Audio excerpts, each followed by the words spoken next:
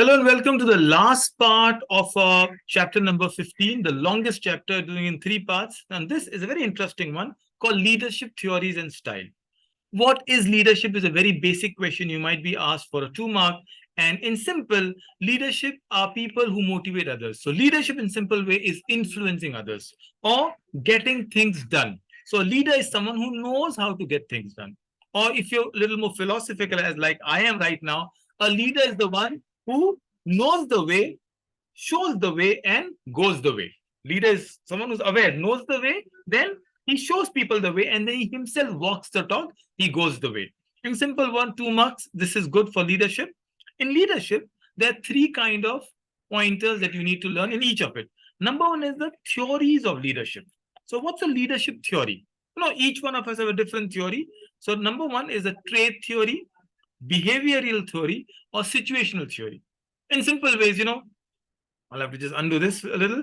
What's a trait theory? A trait means a finite example. A trait means that something of a characteristics. Too much of yellow, so just I'll make it this highlight this part of it. So basically, what kind of leaders? For example, an army leader needs to be physically strong. A teacher needs to have a good voice. That's your physical characteristic. What's your background? Army needs to have, the background has to be medically fit. A teacher needs to have a B.Ed degree. A doctor needs to do an MBBS qualification. Your intelligence, are you smart enough? There is difference in intelligence between a surgeon and a Formula One driver. Each of them are leaders in their own way, but the styles will differ. Think of it like my favorite cricketer, MS Dhoni or Virat Kohli. Personality. One is uber cool and other is uber, active, aggressive. This is a quality that we are looking into. So leadership could be positive, negative, task-related, social characteristics, where background they come from. All these are traits. Traits are basically characteristics of a person. Now, beyond that, it's a behavior of a person. What's a behavior theory? How a leader reacts. Behavior would be generally very simple concept of behavior is interpersonal. How does a leader talk to others? The behavior approach on leaders' effectiveness. Right? So, it is your social network. It is your skill. How are you talking? How positive are you? Say example of Steve Jobs and Bill Gates. Steve Jobs will get very, very, mercurial is the word. Angry also and energetic also and brilliant. Bill Gates, Microsoft head, calm, quiet. He in fact doesn't even have a great speech unless you hear him here and there. He's a good reader. Steve Jobs is someone who loves music. No wonder Steve Jobs made Apple's, the best music store, and Bill Gates made, or Amazon's Jeff Bezos is a reader. So Bill Gates and Amazon people are more into reading. Different behavior. Finally, it's a situational leadership. How does a leader react in a situation? What is your approach? Example, Cristiano Ronaldo, when you lose a match, how does he behave? Lionel Messi, how does he behave when you lose a match? Situational leaders, one is getting ultra, hyper. One is quiet and calm. These are three qualities, three leadership that we are talking about that are leadership theories, three leadership theories. Remember, the word theory is different from a style. We're only doing theory. One among the situational theory is an example of path goal theory. The path and the goal, like Gandhiji, the path was freedom. The goal was freedom. The path was non-violence. He did not deviate from the path. No wonder that's why he's father of a nation. So this is the path and goal theory. Social learning theory, where you look at a surrounding and you behave according to it. Nelson Mandela, he was, black and white, the apartheid in South Africa. Yet when he became a leader, he realized I need to integrate the white. There's a movie called Invictus with Matt Damon, where he supported a white rugby team. Nelson Mandela, he forgave people, and he also followed the Gandhian philosophy. Anything that you learn about leadership theory, this is enough for you to understand and appear for it. What do you mean by leadership style now? Every leader has a distinct style. How do you operate is a style of a leader. One of the most important study is the Iowa study, and that is enough for you in this chapter. I also want to make things easier. I want to make, work it. These are the leadership style you're talking about. What are the three styles? Leadership style: autocratic, democratic, and laissez-faire. Laissez-faire is a French name. First, autocratic. Autocratic is a leader, my way or the highway. A dictator, Saddam Hussein, Adolf Hitler, Vladimir Putin. All these are autocratic leaders. That's the way they want. Democratic leader is a leader who loves to engage people, delegate, discuss, participation. They have, Barack Obama, great leadership style, democratic leader. Then laissez-faire.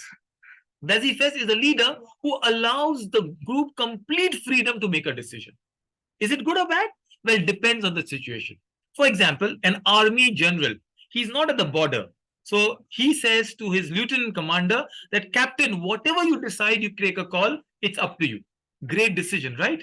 That's what a laissez-faire is. Or a footballer, the coach teaches them, but on the football field, you take a decision. What should you do? Should you shoot or should you pass? I can't come and give you all and every time. This is a leadership style we're talking about. So I hope we are doing good on leadership style. Now, another of last part of this chapter, this is the longest chapter that we talk about, is individual and group behavior.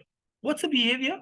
Behavior is an action of a person in a situation which affects others. So your behavior in a group, individual behavior will affect others.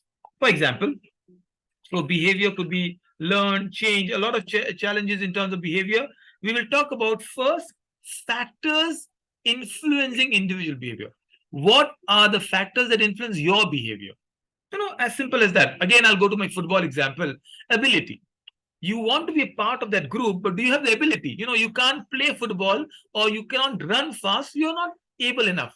So your ability is important. What other factor? Gender. Well, I want to be part of my choir group. I want to be part of a girls football group. No, I can't, right? If it's a specific age, gender, it is important. So these are basis of where people choose the behaviors come.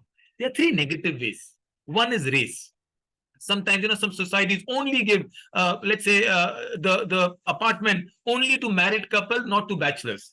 Suddenly race comes in. Oh, I'll only give to South Indians, not North Indians. Race comes in. These are stereotyping. That's what stereotype is. Stereotype is you look at a person, where are you from? Oh, you're from XYZ city, you must be very poor. Oh, you must be, thanks to all the series like Gangs of Wasseypur and Jamtara. Oh, you're from UP and Bihar, we don't like you. We stereotype. Oh, you're Gujarati, like I am a Gujarati. Oh, you must be very miser with money. We are stereotyping them. Oh, you're wearing a scarf. Oh, that means you're not educated. Stereotyping people. So age, race, sex, people are stereotyped based on that. It could be a behavior issue.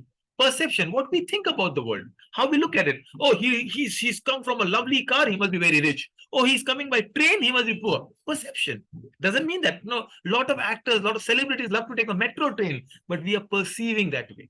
So behavioral theories are affected by that. Just remember this, and then I'll give you two more: attitude and personality. Your personality that depend. If I'm an introvert, I like to not be part of a big group. I'm someone who's very social. I'll be part of business network groups. And what is my attitude regarding that? So this is the individual behavior that we're talking about. An important question that is asked is, what is a group behavior? What is the kind of groups we have? So very simple, a group could be formal or informal. Formal is like, an office group. An airline group, you have to wear your uniform. An informal group is friends group, library group. You're just meeting for a party. So this is formal and informal, and further they can be divided as command group. Like an army, there's a task, there's a command. But a project group, a school project group, a simple project that you take up and you finish the project is over. Interest group, we all love to adopt pets. So you're meeting every Sunday for a pet meet. So dogs or cats, there's an interest group. Friendship group, we play certain games, we are together, we are part of same family, society, cousins. These are 4 types of groups that we are talking about. This is the easiest part. And the last thing, two more parts, don't worry. One is what are the reasons for people to join a group? Why do you join a group? Self-esteem. Let's take up another example. Let's say we want to learn a language, English, spoken English. Why would you join an English class? Self-esteem, right?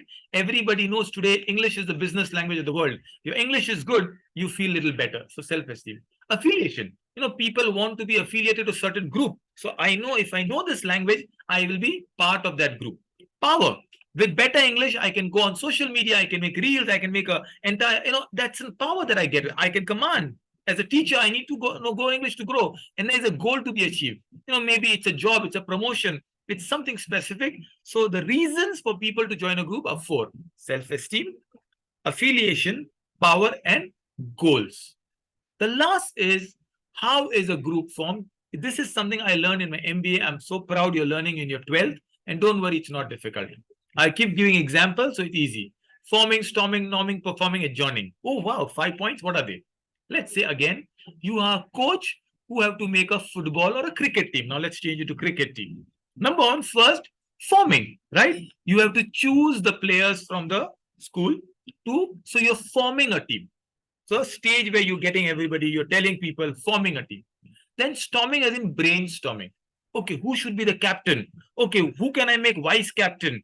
Fine. So I'm just brainstorming. No, should I take him in the team? Should I not take him in the team? Oh, he looks like a better bowler. So forming, after that, brainstorming. Then norming. Then I start giving them names. Position. You are the opening batsman. You are the middle order batsman. You are a spinner in the team. You are the wicket keeper. So now norm. Now the team is ready. They have to go out and perform. So they're performing. And finally, after performing, you win the cup, you don't win the cup, you are dismissing, adjoining, for ready to come back next season. This is adjoining. I love to say again, forming, storming, norming, performing, adjoining. It's possible a 6-mark question. Let's form good answers. Good luck.